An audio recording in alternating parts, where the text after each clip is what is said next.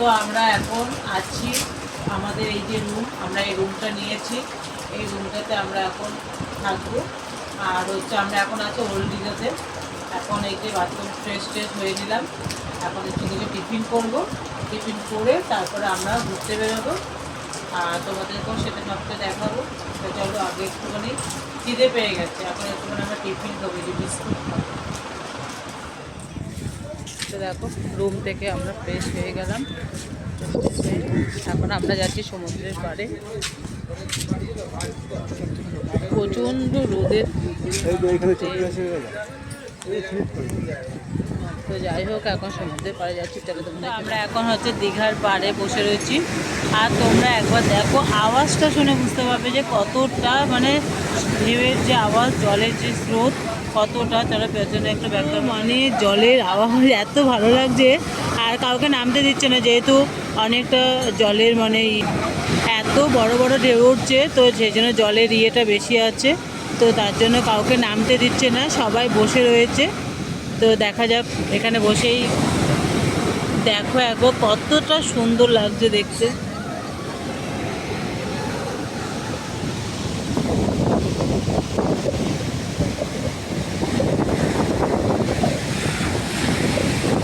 পুরো লেখো,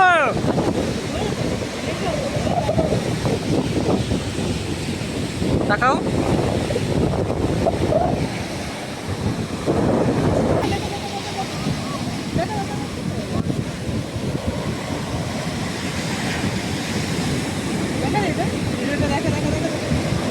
তো দেখো আমি এখানে তো সবাই তো এরকমভাবে রাম লিখে সমুদ্রের পাড়ে এসে, তো সমুদ্রের জলে এসে আমিও এরকমভাবে লিখে নিলাম রাম। সত্যি কথা বলতে সত্যিই তাই, সমুদ্রের জলে কিন্তু কখনো ভেসে নিয়ে যায় না ঠাকুরের নাম লিখলে। তো তারপরে এদিকে দেখো, এদিকে আমরা যাচ্ছি এবার নিউ দীঘার দিকে চান করব বলে সমুদ্রের জলে। তো এদিকে এটা, এই গাছটা হচ্ছে কেয়া গাছ। এখানে একজনকে জিজ্ঞাসা করলাম, করার পর উনি বললো যে এটা কেয়া গাছ। আর গাছটা দেখতেও দেখো কতটা সুন্দর, মানে অনেকটা সুন্দর, গাছেই সৌন্দর্য। আর এদিকে চারিদিকে দেখো অনেক গাছ আছে, এগুলো সবই হচ্ছে কেয়া গাছ বাগান। আর ওদিকে দূরে যেগুলো দেখতে পাচ্ছ ওগুলো হচ্ছে ঝাউ বাগান। দীঘাতে কিন্তু প্রচুর ঝাউ গাছ আছে। তো সেই ঝাউ গাছের বাগানের দু সাইডে খুবই সুন্দর দেখতে, একদিকে সমুদ্রের জল আর একদিকে হচ্ছে এই ঝাউ বাগান, তার মাঝখান থেকে হচ্ছে তারপর রাস্তা। তো এখন আমরা যাচ্ছি সমুদ্রের নিউ দীঘার দিকে। তো ওখানে আমরা একটু সমুদ্রের জলে স্নান করব। আর দেখতে, জল দেখলে চান করতে কার না ভালো লাগে। অসাধারণ দৃশ্য, অসাধারণ সুন্দর, সত্যি কথা বলতে খুবই সুন্দর একটা জায়গা। তো ফার্স্ট টাইম এসে খুবই ভালো লাগলো এখানে এসে। তো চলো এবার একটু স্নান করা যাক। তো এখানে জল দেখে তো প্রথমে জল দেখে এতটাই ভালো লেগেছিল যে না নেমে আর পারলাম না। জলে যদি না নামতাম অনেকটা জিনিসই মিস করতাম। সত্যি কত মানুষ এখানে, যেহেতু এখন ভাটা ছিল তার জন্য কম জল ছিল।